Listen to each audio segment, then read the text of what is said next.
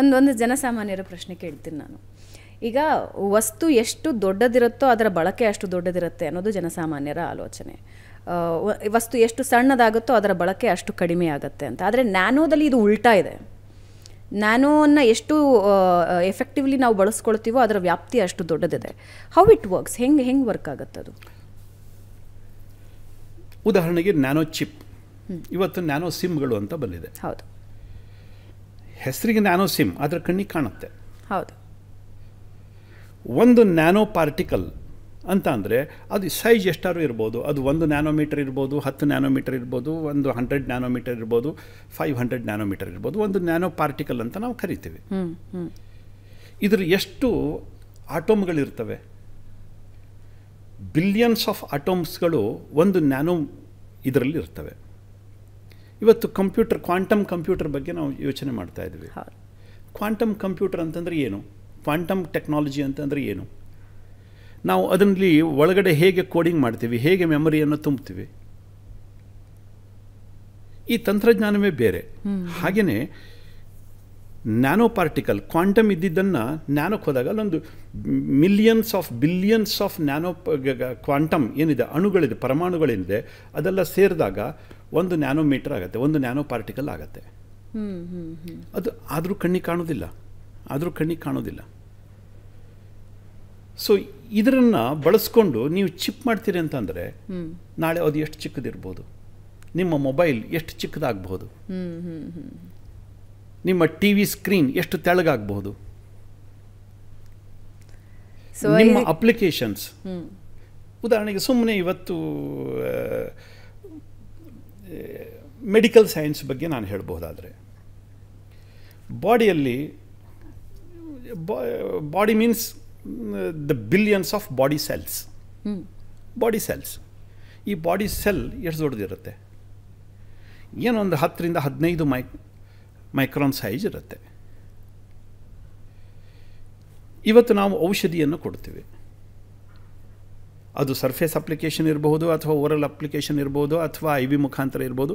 ಏನೋ ಒಂದು ಅಪ್ಲಿಕೇಶನನ್ನು ನಾವು ಕೊಡ್ತೀವಿ. ಇದು ಸೆಲ್ಯುಲರ್ ಲೆವೆಲಲ್ಲಿ ಕೆಲಸ ಮಾಡ್ತಾ ಇದೆಯಾ? ಮುಂಚೆ ನಮಗೆ ಆ ಜೀವಕೋಶಗಳ ತನಕ ಹೋಗಿ ಅಧ್ಯಯನ ಮಾಡ್ತಕ್ಕಂಥ ಪರಿಸ್ಥಿತಿ ಇರಲಿಲ್ಲ, ತಂತ್ರಜ್ಞಾನ ಅಷ್ಟು ಬೆಳೆದಿರಲಿಲ್ಲ. ಇವತ್ತು ನಾವು ನ್ಯಾನೋ ಪಾರ್ಟಿಕಲ್ ತಗೊಂಡಾಗ ಅದು ಸೆಲ್ಯುಲರ್ ಲೆವೆಲಲ್ಲಿ ಹೇಗೆ ಕೆಲಸ ಮಾಡುತ್ತೆ? ಹೌ ಇಟ್ ಈಸ್ ಎಫೆಕ್ಟಿವ್ ಅಂದರೆ, ಕದಂಬ ಮೂಲಕ ಹಲವಾರು ಪ್ರಾಡಕ್ಟ್ಗಳನ್ನು ನೀವು ಈಗಾಗಲೇ ಜನರಿಗೆ ಕೊಡ್ತಾ ಇದ್ದೀರಾ. ಆ್ಯಂಡ್ ಕ್ಯಾನ್ಸರ್ ಟ್ರೀಟ್ಮೆಂಟನ್ನು ಕೂಡ ನೀವು ಕೊಡ್ತಾ ಇದ್ದೀರಾ. ಕ್ಯಾನ್ಸರ್ ಟ್ರೀಟ್ಮೆಂಟ್ಗೆ ಆಮೇಲೆ ಬರೋಣ, ಮೊದಲಿಗೆ ಪ್ರಾಡಕ್ಟ್ಗಳ ಬಗ್ಗೆ ಬರೋಣ. How it is different from other products? Because of size. Okay, because of size. ಮತ್ತೊಂದು ಎರಡನೇದು because of surface area availability. ನಾವು ಸಾವಿರಾರು ವರ್ಷದಿಂದ ಗಿಡಮೂಲಿಕೆಗಳನ್ನು ಬಳಸ್ತಾ ಬಂದಿದ್ವಿ. ಔಷಧಿಗಿರ್ಬೋದು, ಆಹಾರಕ್ಕಿರ್ಬೋದು, ಅಥವಾ ನಮ್ಮ ಬ್ಯೂಟಿ ಪ್ರಾಡಕ್ಟಲ್ಲಿರ್ಬೋದು. ಗಿಡಮೂಲಿಕೆಗಳೇ ನಮ್ಮ ಬದುಕಿನ ಮೂಲ ಸ್ರೋತ ಆಗಿತ್ತು, ಶಕ್ತಿಯಾಗಿದ್ವು. ಇತ್ತೀಚೆಗೆ ಅಲೋಪತಿ ಆ ಸಿಸ್ಟಮ್ ಬೆಳೆದು ಬಂದ ನಂತರದಲ್ಲಿ ಕೆಮಿಕಲ್ ಮಾಲಿಕ್ಯೂಲ್ಸನ್ನು ನಾವು ಬಳಸಲಿಕ್ಕೆ ಶುರು ಮಾಡಿದ್ವಿ. ನಾನು ಮೆಡಿಕಲ್ ಸೈನ್ಸ್ನಲ್ಲೇ ಹೇಳ್ತೀನಿ. ಮುಂಚೆ ಇದೇ ಗಿಡಗಳು, ಇದೇ ಬೇರುಗಳು, ಇದೇ ಹೂವುಗಳು, ಹಣ್ಣುಗಳು ನಮ್ಮ ಬದುಕನ್ನು ಬೆಳೆಸಿದ್ವು, ನಮ್ಮ ಬದುಕನ್ನು ಕಾಯ್ದಿಟ್ಕೊಂಡಿದ್ವು. ಆಯುರ್ವೇದಕ್ಕೆ ನಾವು ಹೇಳ್ತೀವಿ ಮದರ್ ಆಫ್ ಆಲ್ ಮೆಡಿಸಿನ್ಸ್ ಅಂತ. ಸುಮಾರೊಂದು 5,000 ವರ್ಷ ಅಂತ ಹೇಳ್ತಾರೆ. ಅದಕ್ಕಿಂತಲೂ ಎಷ್ಟೋ ಸಾವಿರ ವರ್ಷಗಳ ಮುಂಚಿಂದನೂ ಕೂಡ ಈ ಹರ್ಬಲ್ ಮೆಡಿಸಿನ್ ಚಾಲ್ತಿಯಲ್ಲಿತ್ತು. ಅದೇ ನಮ್ಮನ್ನು ಬದುಕಿಸ್ಕೊಂಡು ಬಂದಿದ್ದು. ಇವತ್ತಿನ ಆಧುನಿಕ ಔಷಧೀಯ ಪದ್ಧತಿ ಇದು ಬಂದು ಕೇವಲ ಒಂದು 100-150 ವರ್ಷ ಆಯ್ತು ಅಷ್ಟೇ. ಅದಕ್ಕಿಂತ ಹಿಂದಿಂದಲ್ಲ ಇದು. ಹಾಗಿದ್ರೆ ಅವು ಹೇಗೆ ಕೆಲಸ ಮಾಡ್ತಾ ಇದ್ವು? It's A proven technology, proven platform. ನಮ್ಮ ಹತ್ರ ಎಲ್ಲದೂ ಸಿಗ್ತವೆ. ನಮ್ಮಲ್ಲಿ ಆಯುರ್ವೇದದಲ್ಲಿ ನಾವು ಹೇಳ್ತೀವಿ ಆರ್ಗನ್ ಸ್ಪೆಸಿಫಿಕ್ ಹರ್ಬ್ಸ್ ಇದ್ದಾವೆ ನಮ್ಮಲ್ಲಿ. ಅಶ್ವಗಂಧ ಹೇಗೆ ಕೆಲಸ ಮಾಡುತ್ತೆ, ಕೇಸರಿ ಹೇಗೆ ಕೆಲಸ ಮಾಡುತ್ತೆ, ಶತಾವರಿ ಹೇಗೆ ಕೆಲಸ ಮಾಡುತ್ತೆ, ಹೀಗೆ ಸಾವಿರ ಪ್ಲ್ಯಾಂಟ್ಗಳನ್ನು, ಗಿಡ ಮೂಲಿಕೆಗಳನ್ನು ಗುರುತಿಸಿ ಅದರ ನೇಚರ್ ಹೇಗಿರುತ್ತೆ ಏನು ಅನ್ನುವಂಥದ್ದನ್ನೆಲ್ಲ ಕ್ಯಾರೆಕ್ಟರೈಸೇಷನ್ ಮಾಡಿ ನಮ್ಮ ಹಿರಿಯರು ನಿಘಂಟುಗಳನ್ನೇ ಬರೆದಿಟ್ಟಿದ್ದಾರೆ. ಆದರೆ ಏನಾಗ್ತಾ ಇತ್ತು, ನಾವು ಸಾಮಾನ್ಯವಾಗಿ ಅಲೋಪತಿಕ್ ಮೆಡಿಸಿನ್ದಲ್ಲಿ ಮತ್ತು ಆಯುರ್ವೇದಿಕ್ ಮೆಡಿಸಿನ್ದಲ್ಲಿ ಒಂದು ವ್ಯತ್ಯಾಸ ಸಾಮಾನ್ಯವಾಗಿ ಜನಸಾಮಾನ್ಯರ ಭಾಷೆಯಲ್ಲಿ ಹೇಳಬೇಕು ಅಂತಾದರೆ, ಸ್ಲೋ ಆಯುರ್ವೇದಿಕ್ ಮೆಡಿಸಿನ್ ಇದು ಸ್ವಲ್ಪ ಸ್ಲೋ. ರೈಟ್. ಅಲೋಪತಿಕ್ ಮೆಡಿಸಿನ್ ಬೇಗ ತಾಗತ್ತೆ. ಯಾಕೆ? ಅಲೋಪತಿಕ್ ಮೆಡಿಸಿನ್ ಕೆಮಿಕಲ್ ಮಾಲಿಕ್ಯೂಲ್ಸ್, ರಾಸಾಯನಿಕಗಳು. ಆಯುರ್ವೇದಿಕ್ ಮೆಡಿಸಿನ್ ಇದು ನ್ಯಾಚುರಲ್ ಮಾಲಿಕ್ಯೂಲ್ಸ್. ನೀವು ತಗೊಂಡಾಗ ಬಾಡಿಯಲ್ಲಿರ್ತಕ್ಕಂಥ ಎಂಜೈಮ್ಗಳು ಬಿಕಾಸ್ ಆಫ್ ನ್ಯಾಚುರಲ್ ಇಂಗ್ರೀಡಿಯೆಂಟ್ ಇದು ಅವುಗಳನ್ನು ಜೀರ್ಣ ಮಾಡಿಬಿಡ್ತವೆ.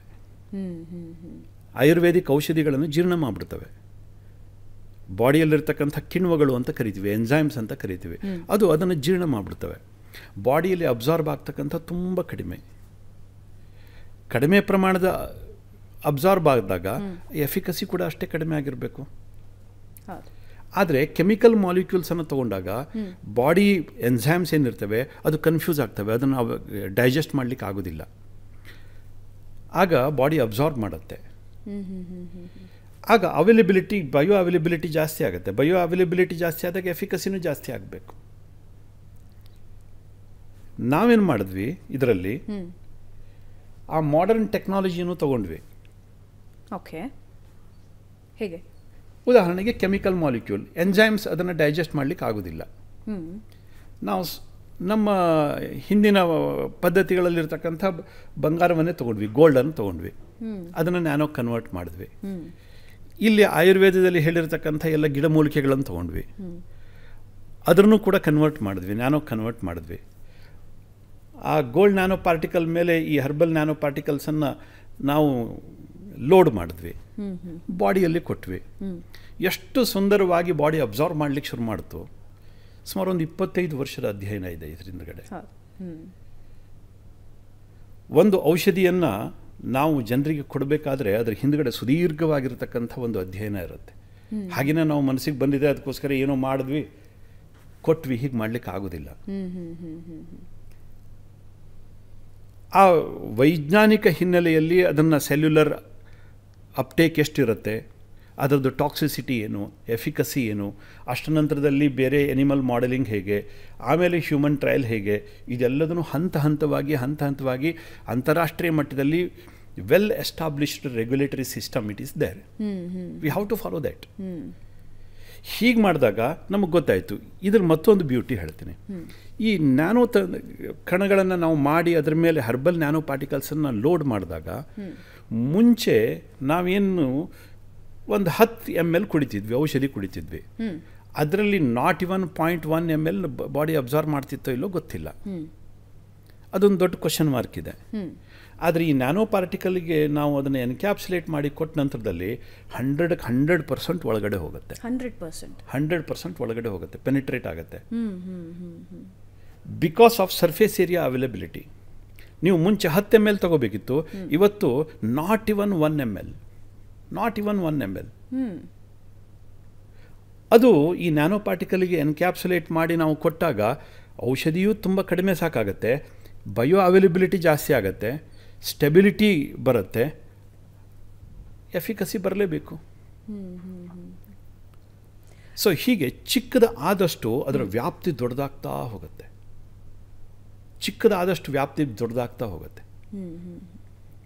ಅದಕ್ಕೆ ನಾವು ಎಷ್ಟೋ ಸರಿ ಹೇಳ್ತೀವಿ, ಒಂದು ವ್ಯಕ್ತಿತ್ವವನ್ನು ಅಳಿಬೇಕಾದ್ರೆ ಅವನು ಎಷ್ಟು ದೊಡ್ಡ ಕೆಲಸ ಮಾಡಿದ್ದಾನೆ ಅನ್ನುವಂಥದ್ದು ತುಂಬ ಮುಖ್ಯ ಅಲ್ಲ. ಚಿಕ್ಕ ಕೆಲಸಗಳನ್ನು ಎಷ್ಟು ಸುಂದರವಾಗಿ ಮಾಡ್ತಾನೆ ಅದು ತುಂಬ ಇಂಪಾರ್ಟೆಂಟ್.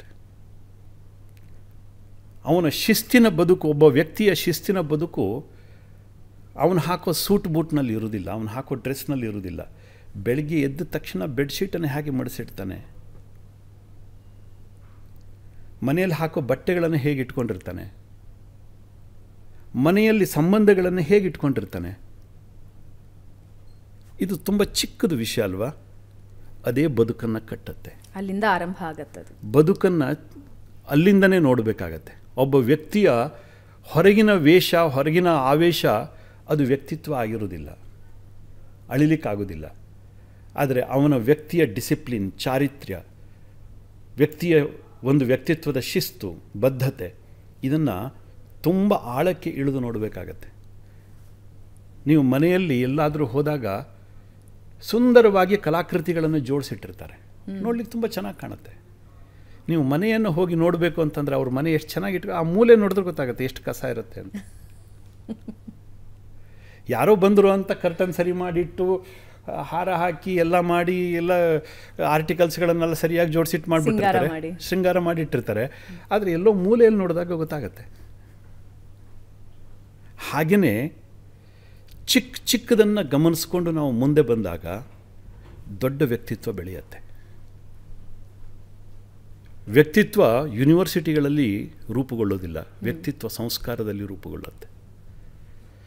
ಚಿಕ್ಕ ಚಿಕ್ಕ ಸ್ವಭಾವಗಳಿಂದ, ಚಿಕ್ಕ ಚಿಕ್ಕ ಆಚರಣೆಗಳಿಂದ ಅದರಿಂದ ದೊಡ್ಡ ವ್ಯಕ್ತಿತ್ವ ಬೆಳೆಯುತ್ತೆ.